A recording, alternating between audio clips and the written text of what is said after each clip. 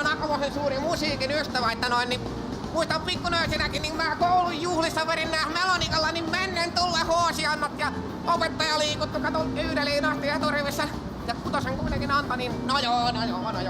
Seppo Hovin kasetit on autossa ja Peeritit ja Maaritit ja kaiketa kyllä musiikki on tullut kuunneltua ja karaoke-mestaruksia on viime vuodeltakin toistakymmentä. Ei epä asiaan sanoo Juhan Talo.